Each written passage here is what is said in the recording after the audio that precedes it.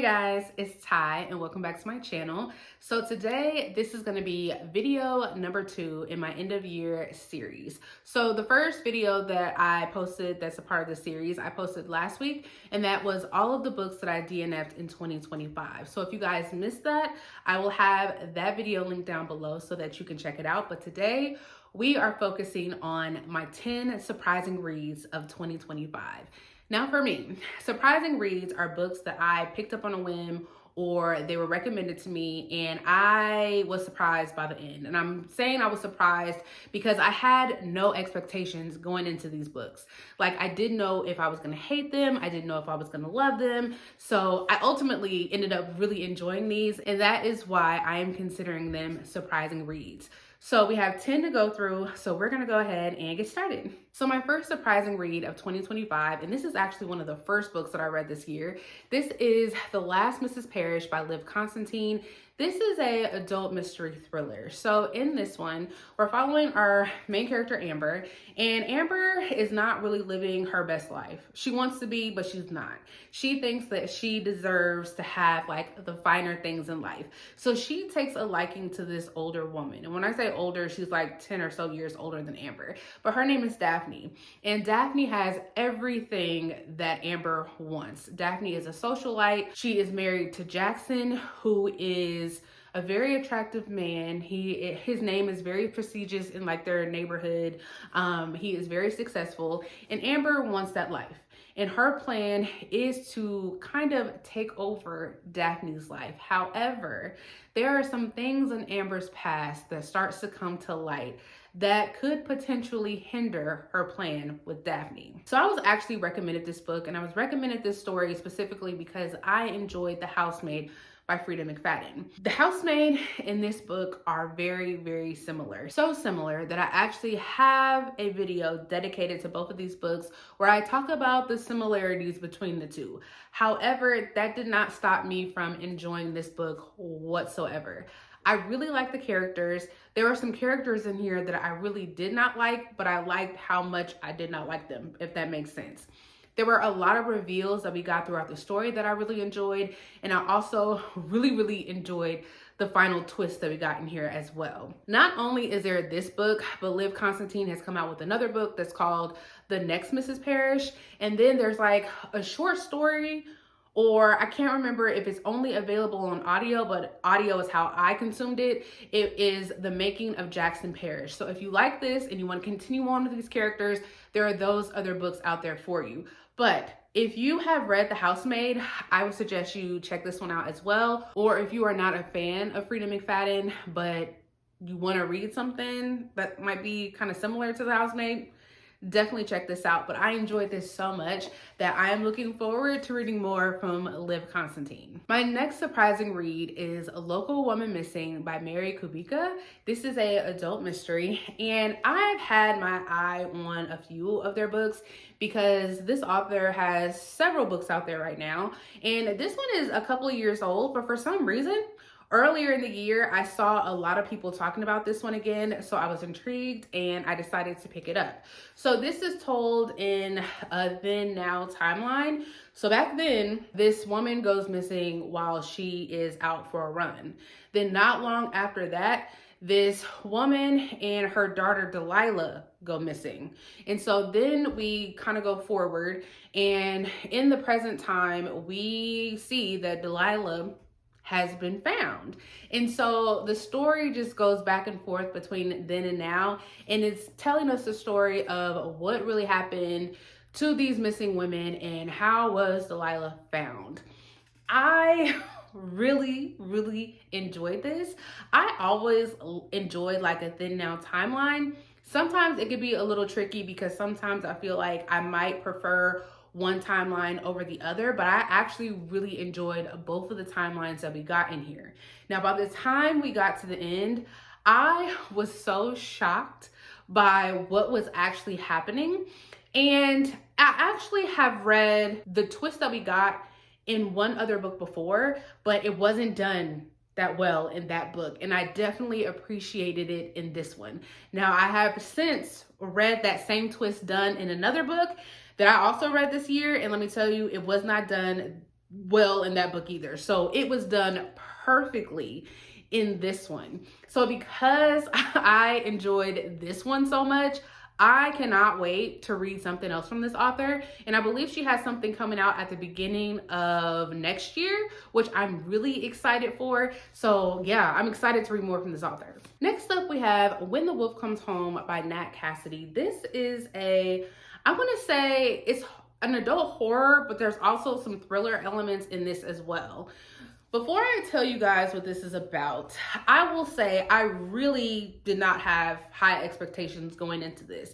And this is probably an unpopular opinion because I have only read one other book by Nat Cassidy, and that was Nestlings. And I thought Nestlings was okay. It definitely did not blow me away like it did everybody else. I just thought the book was fine. So when I picked this one up, because everybody seemed to really love it, I really lowered my expectations because of how I felt with Nestlings, that I just wasn't sure whether or not I was gonna like this, but boy, did it surprise me. So in this, we're following Jess. She's currently like a struggling actress. She works at a diner, and one day when she is coming home from her night shift, she finds a little boy out in the bushes, and this little boy obviously should not be in the bushes, and she's trying to figure out like what is going on with him and wants to return him to whoever his parents are.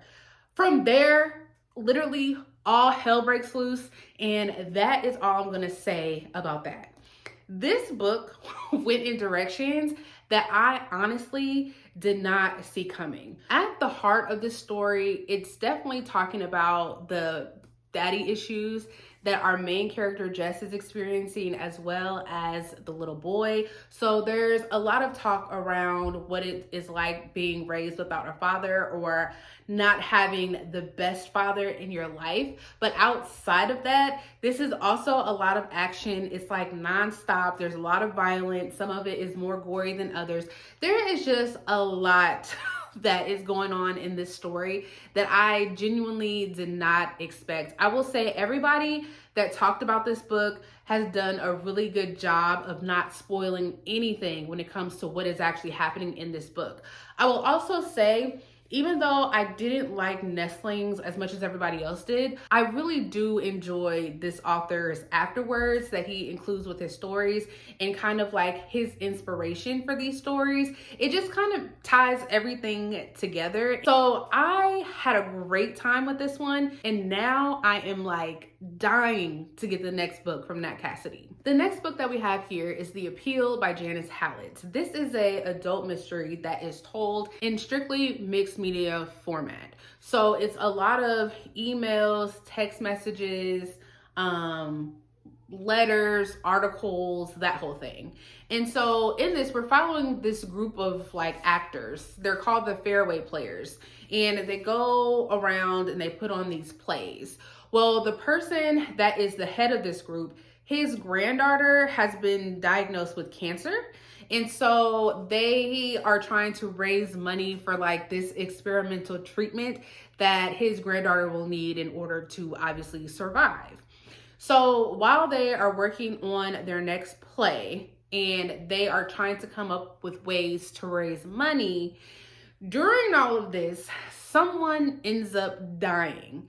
And so these two law students are essentially brought in and given all of these messages and transcripts and all of that. They're given all of this information so that they can piece together who killed this person. In the beginning of this, I honestly did not think that I was gonna like it. It is a lot of setup. It is a ton of setup. There is a lot of stuff not really happening in the beginning. But by the time we get to the halfway point, it really starts to make sense why you were getting like all of this background information about these characters. And once you get all of that, I flew through the rest of the story and I actually ended up really enjoying it.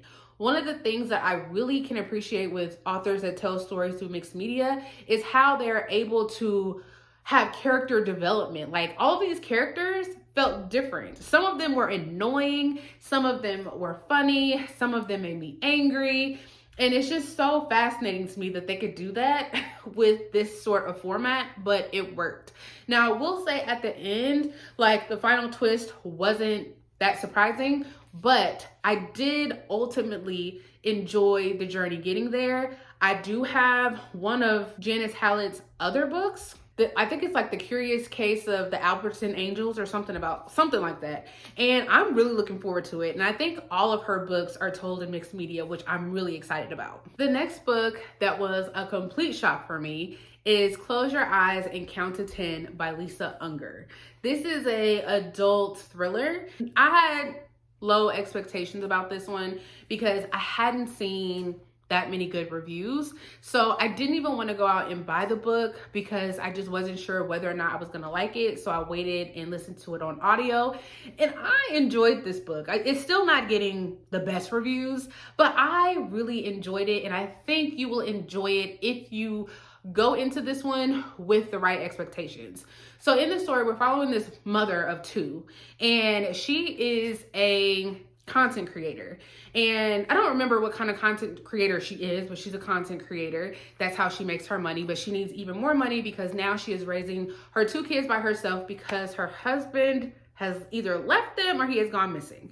And she ends up signing up for this like extreme hide and seek game where they go off to this isolated location, and she's with like other people that have also signed up for this game, and whoever wins some money. So her kids are actually the ones who encourage her to go off and play this game.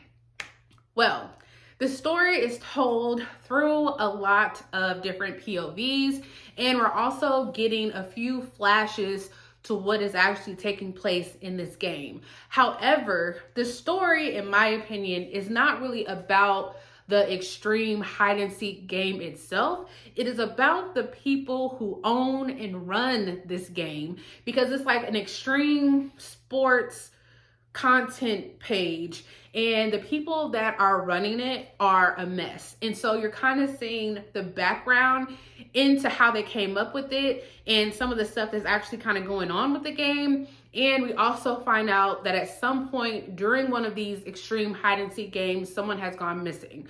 So it's a lot going on in this story, but I liked it. I liked the little flashes that we got of the game. It's not a lot, but the parts that we got, I really enjoyed it. I liked following this mother, and I believe some of the POVs are from her two children and finding out what happened to their husband. And I also liked all of the mess that we got with the behind the scenes with the people who created the game and the spiral that goes on. So I would say if it sounds good to you, I would check this out. I think this would be like a great summertime read, because I think where they're at is like this isolated mansion on like an island. But yeah, I had a great time with this story, and I would definitely recommend. Another story that I really enjoyed, and I think others will enjoy if you are a fan of stories that are told through mixed media, is Kill Show by Daniel Swearin Becker. This is another adult mystery, but it's written like a true crime story. So in this one, we're following these two parents, and they are trying to figure out what happened to their high school aged daughter. So they saw the girl when she went off to school on the school bus, but they get a call from the school that is saying that their daughter actually never showed up. So the whole story is told literally in interview format. So the parents, the mom and dad, are the main people that are being interviewed. Then we have other people that are also being interviewed, which are like her friends, her teachers, her employer.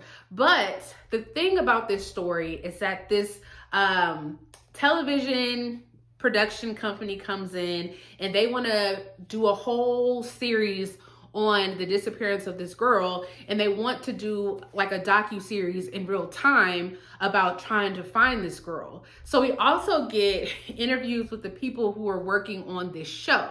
So this was actually kind of messy in a good way for me, with like this TV show being incorporated, because they have like ulterior motives for why they're doing it. There's like a lot of behind the scenes mess that takes place in the midst of them trying to find their daughter.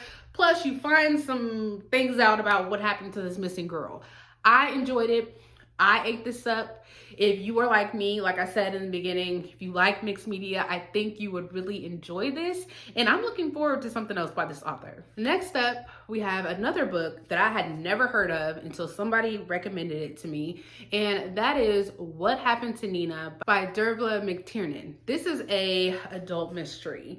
And so if you are familiar with the true crime case that happened just a few years ago with Gabby Petito and Brian Laundrie, then you would probably be very familiar with this story in general. So in this one, it starts off with us following Nina, and Nina has gone to stay at her boyfriend's parents' house that's kind of like out in the woods, and they were going to go hiking. Well, after their little trip, the boyfriend came back and no one has heard from Nina. So the story is basically following Nina's parents, so her mother and her stepfather, and then we're following the boyfriend's parents, his mom and dad. And there are some other POVs that are scattered throughout, but those are the 4 primary POVs that we're following. And so basically, Nina's parents are trying to figure out what happened to her, while the boyfriend, I can't remember his name, so we're just gonna keep saying the boyfriend, while the boyfriend's parents are trying to basically protect him, but also figure out what happened to Nina. So like I said, if you're really familiar with Gabby Petito's case, then this will not be a shock to you, but I still really enjoyed the story. The main emotion that I felt while listening to this, which I did listen to it on audio, which I would highly recommend, is I felt anger. I felt a lot of anger towards the boyfriend's parents. And just with like that true crime case, I think that's how we all felt with Brian Laundrie's parents. I felt the exact same way with this boy's parents. And I just ultimately liked the way the story was told. And I also liked how every once in a while we got other random POVs. Like we heard from the boyfriend at one point. Nina had a sister that we heard from. And there's just other little POVs that you got throughout that also added to the overall mystery of this story. I really enjoyed this story. And if you guys are into true crime, this is a story that I think would work for you. The next one that I want to talk about is The Last One Out by Steph Nelson. This is a adult thriller. I have never heard of this author. I had never heard of this book before. It was just available as a audio review copy through Libro FM. So I decided to give it a try and I really enjoyed this one. So this one, at the very beginning, it's told in a then now timeline. So back then, we're following this girl, Chloe, and 2 of her friends, and they go off to like these hot springs to kind of enjoy the hot springs. 2 of those girls actually end up dead, and then Chloe was able to get away. But that's all we know. Chloe has never been seen or heard from again. In the present timeline, we are following Chloe's cousin Frankie, who was actually really close to Chloe back then. And Frankie has always held out hope that Chloe is still out there alive. So during Chloe's like yearly memorial service, while there, Frankie is surprised to see that Chloe has randomly showed back up. And this is wonderful. She's like, wow, my cousin is here. I can finally find out what happened to her all those years ago. But Frankie finds out something's not quite right with Chloe. And then the story just kind of flashes from then to now. I really enjoyed this one. I liked both of the timelines. I found parts of this to be really sad and parts of this to be really disgusting.